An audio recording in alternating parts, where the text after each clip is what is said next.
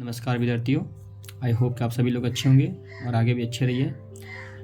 आज का हमारा टॉपिक है चित्रमिति, जो कि क्लास 7th और 8th का बहुत ही इम्पोर्टेंट और प्यारा चैप्टर है, चित्रमिति मेंस्ट्रुएशन। इसमें आज हम जो भी इसके अंदर आकृतियाँ होती है उनका परिमाप और क्षेत्रफल कैसे निकालेंगे उसके बारे में आज हम चर्चा करेंगे। तो पहला हम आकृति लेते हैं।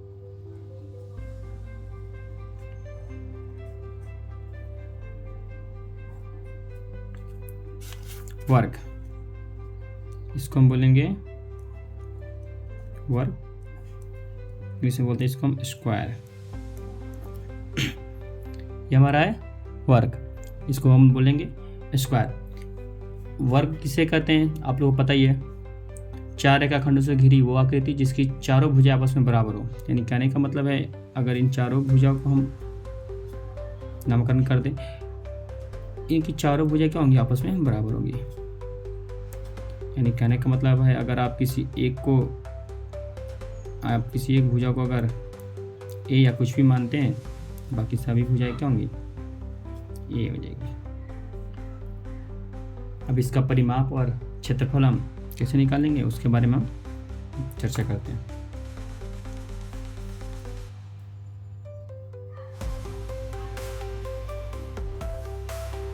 वर्ग का परिमाप, वर्ग का परिमाप बराबर होता है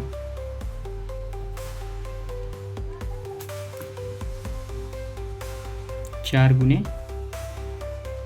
भुजा। क्या, चार गुने भुजा। आप ये भी लिख सकते हैं चार गुने ए, आप ये भी लिख सकते हैं इसको 4a।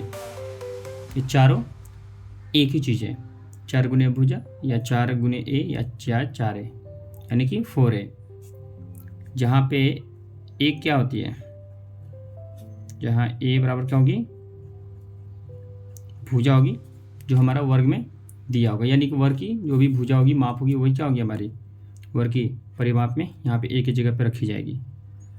नेक्स्ट आएगा आपका वर्ग का क्षेत्रफल।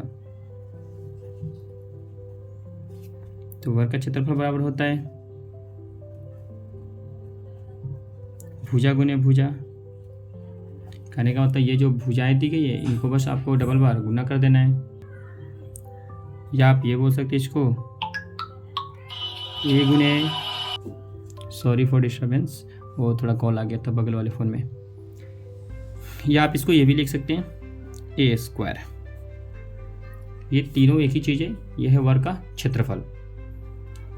अब आगे हम बढ़ते हैं। बाकी इन सभी के ऊपर हम एक अलग से डेडिकेटेड वीडियो बनाएंगे, जिसके वजह से आपको और भी ज़्यादा हेल्पफुल मिलेगी। और सब में हम धीरे धीरे क्या करेंगे, एक एक करके वर्ग का एक डेडिकेटेड वीडियो बनाएंगे, जिसमें हम इन सभी सूत्रों को कैसे अप्लाई करेंगे उसके बारे में उसमें हम बात करेंगे। इस पे आज हम इस वीडियो में बस हम यही बात करेंगे कि इन सभी का परिमाप और क्षेत्रफल क्या होता है, कैसे निकालते हैं बस।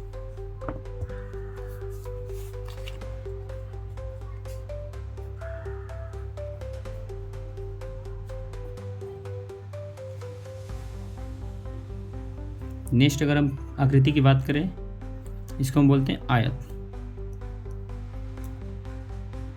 आयत, आप इसको इंग्लिश में बोल सकते हैं रेक्टेंगल। ये बार हो गया आयत। अब आयत किसे कहेंगे, तो चार रेखाखंडों से घिरी वैसी आकृति जिसकी आमने सामने की भुजा आपस में बराबर हो। क्या हो, आमने सामने की भुजा आपस में बराबर हो, उसी को हम लोग क्या बोलते हैं, आयत बोलते हैं।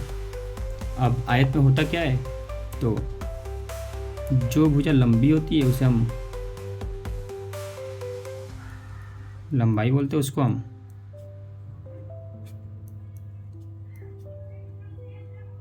अब ये जितनी बड़ी होगी उतना ही बड़ा ये सामने वाली भुजा भी होगी। जो भुजा चौड़ी होती है उसे हम चौड़ाई बोलते हैं। अब ये भुजा जितनी बड़ी होगी सामने वाली भुजा भी उतनी ही बड़ी होगी, यानी आमने सामने की भुजाएं क्या होंगी, आपस में बराबर होगी। कि अगर ये 5 सेंटीमीटर है तो सामने वाला भी 5 सेंटीमीटर होगा, ये 2 सेंटीमीटर है तो सामने वाला भी 2 सेंटीमीटर होगा। लंबाई को हम L मान लेते हैं, चौड़ाई को हम B मान लेते हैं। अब इसका क्षेत्रफल की तरफ बढ़ते हैं, सूत्र की तरफ।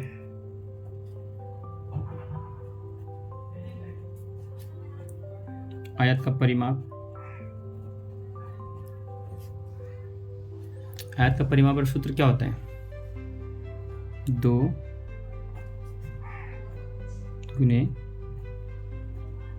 लंबाई प्लस चौड़ाई। कहने का मतलब है कि इसमें देखिए, मैंने पहले भी एक वीडियो बनाया था परिमाप वाला, त्रिभुज वाला। उसमें मैंने बताया था कि आपको दुनिया का कोई भी आकृति हो, अगर उसका परिमाप निकालना हो तो बस हम किनारे किनारे की लंबाइयों को जोड़ देते हैं। अब यहाँ पर आप चलिएगा तो देखिए, एक लंबाई, फिर यहाँ तक आइएगा तो एक चौड़ाई, फिर यहाँ तक आइएगा तो एक लंबाई ये मिलकर 2 लंबाई, और यहाँ तक फिर आइएगा तो चौड़ाई, एक चौड़ाई मिलकर 2 चौड़ाई। इसलिए होता है 2 इंटू लंबाई प्लस चौड़ाई, यानी 2 लंबाई और 2 चौड़ाई को क्या करना है, हमें जोड़ना है। अब इसको ये भी लिख सकते हैं 2 इंटू एल प्लस बी, क्योंकि लंबाई को एल माने और चौड़ाई को भी, दोनों एक ही चीज़ है। लंबाई की जगह हम बस एल लिख दें, चौड़ाई की जगह बी लिख दिए, बाकी चीज़ वही है। आगे बढ़ते हैं।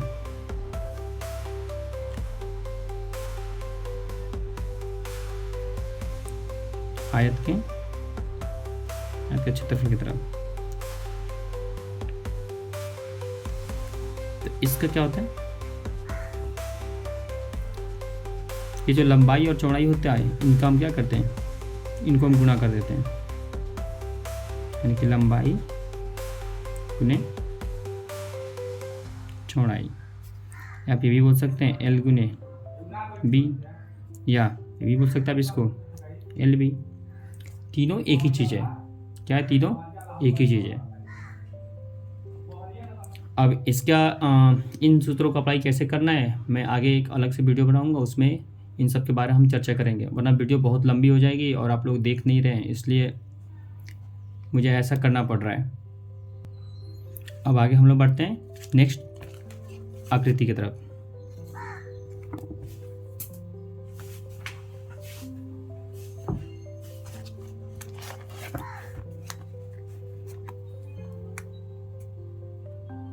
ठीक है, नेक्स्ट जो आकृति है ये है त्रिभुज, यानी ट्रायंगल।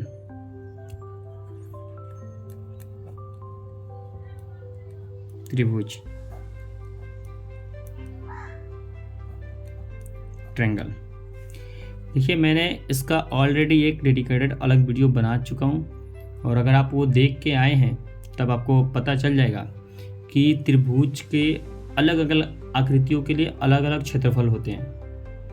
उनका जो सूत्र होता है सब अलग अलग आकृति के लिए अलग अलग होता है। तो मैंने इसलिए उसका एक अलग से ऑलरेडी वीडियो बना कर रखा है। अगर आप नहीं देखे तो आप जाके उससे देख लीजिए, आपके लिए बहुत ही बेनिफिट होगा। फिर भी मैं इसका बस परिमाप का चर्चा करूँगा, क्योंकि इनके क्षेत्रफल के लिए अलग अलग आकृतियों के लिए अलग अलग होता है।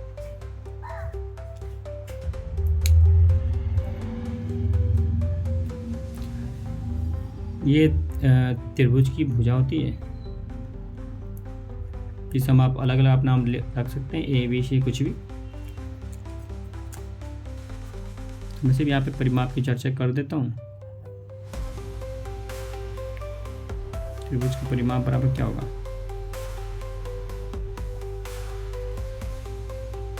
कुछ नहीं करना, आपको बस तीनों भुजाओं को जोड़ देना है, तीनों भुजाओं का योगफल, यानी कि a प्लस बी प्लस सी। बाकी इसका मैंने डिटेल वीडियो बना चुका हूँ, तो आप लोग जाके एक बार देख लीजिएगा, वहाँ पे फिर आपको पूरा क्लियर हो जाएगा त्रिभुज के बारे में। आगे बढ़ते हैं।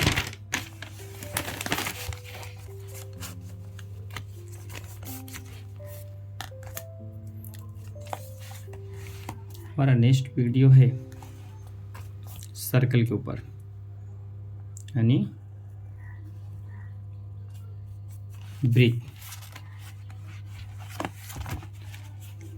ब्रीथ के ऊपर, इसे हम बोलते हैं ब्रीथ यानी सर्कल। अब ब्रीथ के बारे में थोड़ा सा अच्छे से जानना होगा हमें, क्योंकि ब्रीथ में बहुत चीज़ होती है। आप अभी पीछे वाले आकृति में देखे थे, उसमें ज़्यादा कोई चीज़ नहीं थी। उसमें से क्या था, लंबाई था, चौड़ाई था और भुजा, बस वही भुजे को लंबाई चौड़ाई बोलते हैं। इतना ही कुछ था, इसमें बहुत कुछ होती है। सबसे पहले तो हम जान लें इसको क्या बोलते हैं। इसको हम बोलते हैं केंद्र। क्या बोलते हैं हम इसे? केंद्र। और हम बहुत जगहों पे इसे हम लोग ओ से डिनोट करते हैं। उसके बाद ब्रीथ पे आप जो भी लाइनें खींचेंगे उसको आप बोलेंगे जीवा। कहने का मतलब है कि आप ब्रीथ के एक साइड से अगर दूसरी साइड मिलाते हैं उसको आप क्या बोलिएगा? जीवा। और आप ऐसे बहुतों जीवा खींच सकते हैं, बहुतों। ये सब हम जीवा ही खींच रहे हैं, सब जीवा है। लेकिन इन्हीं सभी जीवा में आपको एक ऐसी जीवा दिखेगी जो सबसे बड़ी होगी, सबसे लंबी होगी। देखिए, इससे हल्का सा बड़ा ये, फिर ये उससे हल्का बड़ा, फिर यहाँ से देखिएगा तो ये अब इससे छोटा, इससे छोटा। यानी कहने का मतलब है कि अगर आप ऊपर से नीचे की तरफ बढ़ते हैं या नीचे से ऊपर तरफ बढ़ते हैं तो आपको दिखेगा कि ये जो बीच वाला है सबसे लंबी या सबसे बड़ी लाइन है। और इसी सबसे लंबी और बड़ी लाइन को हम लोग क्या बोलते हैं? व्यास बोलते हैं। क्या? व्यास बोलते हैं। और ये जो व्यास है, पूरा को तो व्यास बोलेंगे, लेकिन आधा, यदि इनका हम आधा का बात करें, यानी यहाँ से यहाँ तक, यहाँ से या तो यहाँ तक, यानी आधा का हम बात करें, इसको हम लोग बोलते हैं त्रिज्या। क्या बोलते हैं? त्रिज्या। और ब्रीथ की ये जो किनारे की लंबाई है, इसको हम बोलेंगे परिधि। क्या बोलेंगे? परिधि। एक बार और देख लीजिए, इसको केंद्र बोलते हैं और केंद्र से होकर जाने वाली जीवा को व्यास बोलते हैं। या तो आप ये बोल सकते हैं कि सबसे बड़ी जो भी रेखा या लाइन है उसको हम क्या बोलेंगे? व्यास बोलेंगे। बाकी सभी को जीवा बोलेंगे। और व्यास के आधी को, यानी व्यास के आधी को क्या बोलेंगे? हम त्रिज्या बोलेंगे। अब हम इनका एक एक निकालने, क्षेत्रफल निकालने का और परिमाप निकालने का सूत्र की तरफ देखते हैं।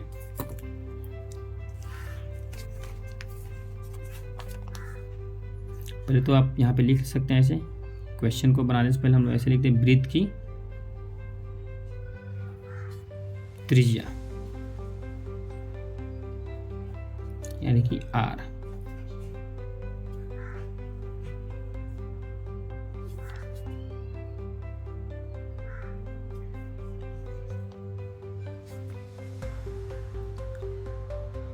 ब्रीथ की त्रिज्या यानी आर। आपको दिख रहा है कि ये जो आर क्या है? इस व्यास की आधी है। यानी कहने का मतलब है, और क्या है? व्यास की आधी, यानी कि व्यास की आधी, यानी कि d/2। ब्रीथ की त्रिज्या निकालने की क्या सूत्र निकली? d/2 यानी व्यास/2। तब ब्रीथ की, अगर आप व्यास की बात करते हैं, व्यास निकालने का, आपको पता है अगर व्यास निकालने की बात हो रहा है तो ये जो 2 है वो चला जाएगा उधर, और इधर ये डिवाइड में यानी भाग में, तो उधर जाके गुणा में हो जाएगा। या आप ऐसे समझ सकते हैं आकृति से कि ये जो व्यास है वो क्या है? 2 त्रिज्याओं के बराबर है। यानी जो व्यास क्या होती है? 2 त्रिज्याओं के बराबर होती है, यानी 2 गुने त्रिज्या। आप ऐसे भी लिख सकते हैं 2 गुने आर। ये हमारा निकल गया ब्रीथ की व्यास का सूत्र। अब आगे बढ़ते हैं। ब्रीथ की परिधि, वही है परिमाप को ही क्या हम इसमें बोलते हैं? परिधि बोलते हैं। इसका सूत्र होता है 2 पाई आर। सूत्र क्या होगा 2 पाई आर, या एक और सूत्र होगा आपका पाई डी। अबे डी कहाँ से आता है तो आपको पता है 2 और आर। देखिए 2 और आर को हम क्या बोलते हैं डी बोलते हैं, इसलिए 2 और आर मिलकर डी हो गया, बाकी पाई तो है ही। अब मैं मेंशन करता हूँ कि क्या है, जहाँ ये जो पाई है, मैं यहाँ पे लिख भी दे रहा हूँ ताकि आपको दिक्कत ना हो। पाई क्या होती है, इसकी एक माप होती है, एक मान होती है 22/7, या इसका एक और होता है 3.14, बाकी आगे कहते हैं पर हम 3.14 ही लेते हैं, या तो 22/7 या 3.14। ये आपको क्वेश्चन में दिया रहेगा। आप जो भी ब्रीथ से रिलेटेड सवाल बनाइएगा तो उसमें दिया रहता है कि आपको पाई की जगह पे क्या रखना है, 22/7 रखना है या 3.14 रखना है। फिर उसके अकॉर्डिंग क्या करिएगा, आप मान को पुट कर दीजिएगा। और ये आर आपको पता है आर क्या है, त्रिज्या है, ये भी आपको दिया रहेगा। और डी क्या है आपका, व्यास है। अब ब्रीथ का क्षेत्रफल कितना बढ़ते हैं, ब्रीथ का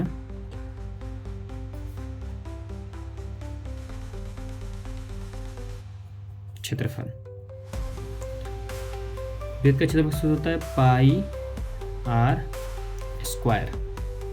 देखिए यहाँ पे 2 पाई आर और यहाँ पे पाई आर स्क्वायर, इसको हम स्क्वायर बोलते हैं। जहाँ पता है आपको क्या हमारा पाई है, इसका मान क्या होगा 22/7 या 3.14। आगे आर आपको पता ही है वृत्त की त्रिज्या है। चलिए अब आगे बढ़ते हैं नेक्स्ट आकृति की तरफ।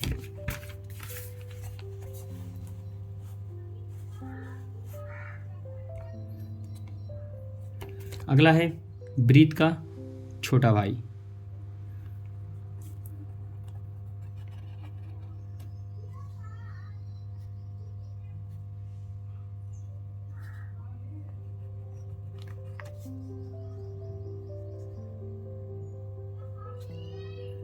देखिए ये हमारा है अर्धवृत्त, इसको हम बोलते हैं अर्धवृत्त यानी सेमी सर्कल। हमारा अर्धवृत्त सेमी सर्कल आपको पता ही है, मैंने पहले ही बता दिया है कि इसको हम क्या बोलते हैं, व्यास बोलते हैं, और आधे को क्या बोलते हैं हम, त्रिज्या बोलते हैं। यानी कहने को तो यहाँ से यहाँ तक को हम लोग व्यास बोलेंगे डी, और आधा को क्या बोलते हैं आर। और ये हमारा केंद्र है। अब इसका क्षेत्रफल और परिमाप कैसे निकालिएगा, तो देखिए अर्धवृत्त का परिधि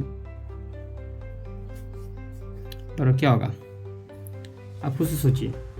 अगर ये अर्धवृत्त नहीं होता, पूरा वृत्त होता, तो आप क्या लिखते, 2 पाई आर लिखते। अब ये आधा है, आधा है, अर्ध पूरा रहता तो क्या लिखते हम 2 पाई आर, अगर और आधा है तो यानी कि 2 से भाग, क्या 2 से भाग, ये कट जाएगा, ये हमारा आएगा पाई आर। लेकिन अब यहाँ पे आपको एक चीज़ का ध्यान देना है, ये जो हमारा पाई आर निकला, ऐसे समझिए कि ऐसे अगर गोल होता पूरा तो 2 पाई आर हमने काट दिया है, यानी कि हम अब आधा यहाँ से यहाँ तक की बात कर रहे हैं, तो यहाँ से यहाँ तक पाई आर निकला। लेकिन आपको पता है परिधि क्या होती है, किनारे किनारे की लंबाई होती है।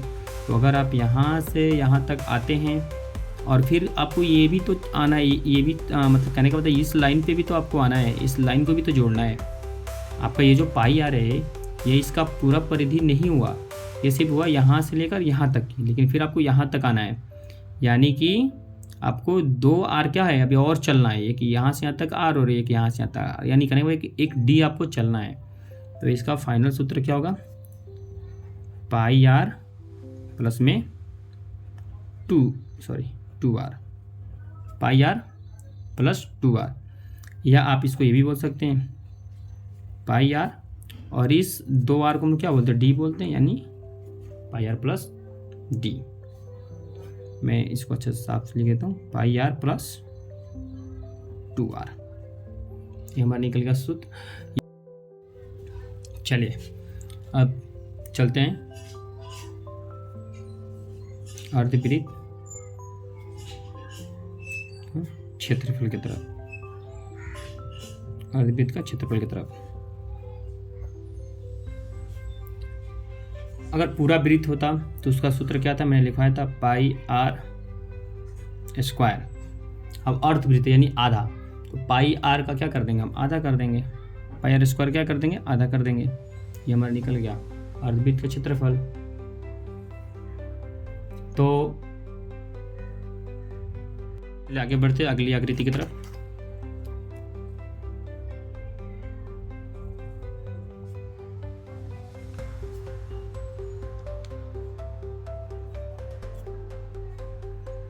इसको हम लोग बोलते हैं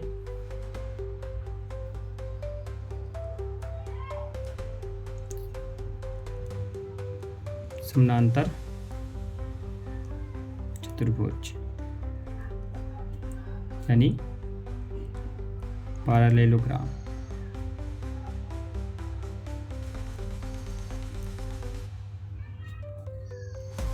इसमें क्या होता है, इस वाले जो भुजा लेटी है इसको हम लोग बोलते हैं आधार, बोलते हैं आधार। और इसमें हम क्या करते हैं कि यहाँ पे लंबा करते हैं, इसको हम लोग बोलते हैं ऊंचाई या शीर्ष लंब। ठीक है,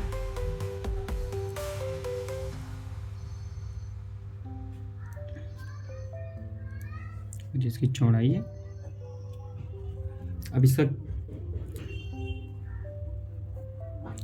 समानांतर चतुर्भुज की परिमाप बराबर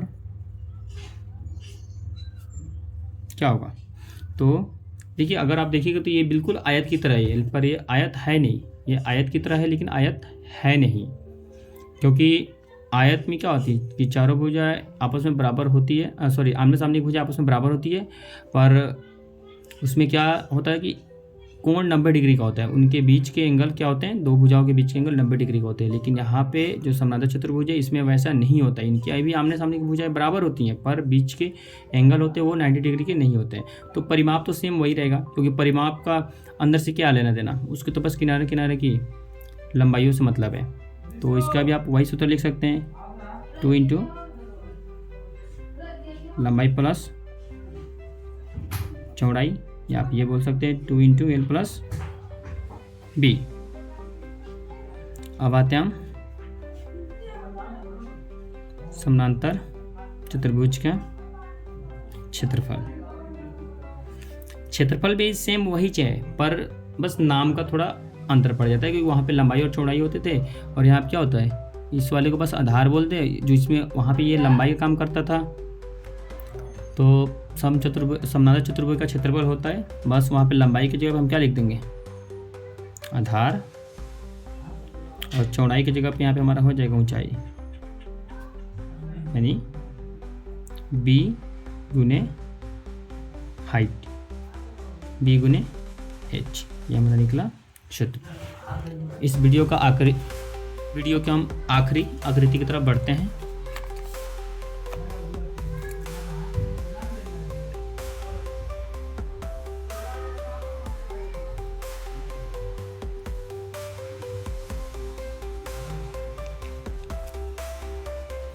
इसको हम बोलते हैं समलंब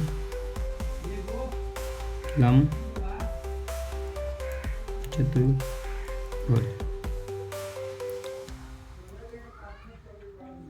ट्रापेजॉइड।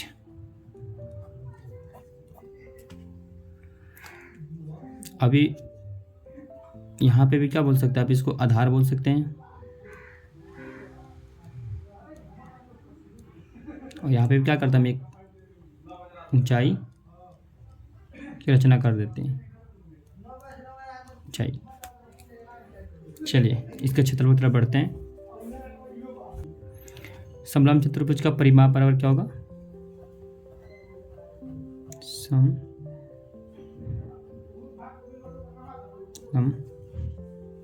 चतुर्भुज का परिमाप। दुनिया का कोई भी आकृति हो, मैं बार बार बोल रहा हूँ, फिर से बोल रहा हूँ कि बस आपको उसकी सभी भुजाओं को जोड़ देना है बस, यानी चारों भुजाओं का योग।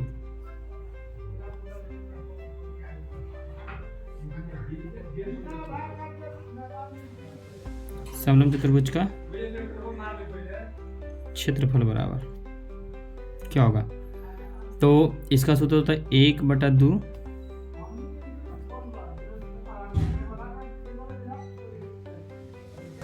समानांतर भुजाओं का योग गुने ऊंचाई, यानी कि 1/2 A1 प्लस A2 गुने H। समानांतर चतुर्भुज और समलंब चतुर्भुज में कुछ ज़्यादा डिफरेंट नहीं है, इसलिए आप कंफ्यूज नहीं होइएगा, मैं बता दे रहा हूँ। समानांतर चतुर्भुज होते क्या, जिनकी आमने सामने की भुजाएं आपस में बराबर होती है, प्लस में समानांतर भी होती है, इसीलिए इनका नाम ही है समानांतर चतुर्भुज। देखिए, अगर इन दोनों भुजाओं को आप कितना भी आगे तक बढ़ाइए, कभी एक दूसरे को इंटरसेक्ट नहीं करेंगे, यानी कि कभी एक दूसरे को कट नहीं करेंगे। और वही यहाँ पे समलंब चतुर्भुज में क्या होते हैं, तो एक भुजा समानांतर होती है और एक भुजा क्या होगी, असमानांतर होगी। देखिए इन दोनों लाइनों को देखिए, अगर आप इसको इधर बढ़ाते जाएंगे या ऐसे बढ़ते हैं, यहाँ पे जाके क्या करेंगे, एक दूसरे को कट कर देंगे। लेकिन इन दोनों को अगर बात करते हैं आप इन दोनों का, तो फिर इनको आप कितना ही बढ़ाइए, कहीं भी एक दूसरे को कट नहीं करेंगे। तो यही इनमें डिफरेंट होता है, इसलिए इनका क्षेत्रफल क्या होंगे, 1/2 समानांतर भुजाओं का योग, यानी 1/2 करना है और इन समानांतर भुजाओं को जोड़ देना। अगर ये मान लीजिए 5 सेंटीमीटर दिया और ये 10 सेंटीमीटर, इन दोनों को जोड़ेंगे और फिर ऊंचाई का मान जितना होगा उसको हम रख के इस पर निकालेंगे। तो आज के वीडियो के लिए बस इतना ही। आई होप आप सभी को समझ में आया होगा। अगर समझ में नहीं आया होगा तो वीडियो को आप फिर से देखिए, अगर फिर भी समझ में ना आए तो आप कमेंट करके पूछिए। बाकी इन सब के परिमाप और क्षेत्रफल के सूत्र से हम क्वेश्चन को कैसे हल करेंगे, उसके लिए मैं एक एक करके डेडिकेटेड वीडियो बनाता रहूँगा। और आज की वीडियो में बस इतना ही। जय हिंद, जय भारत।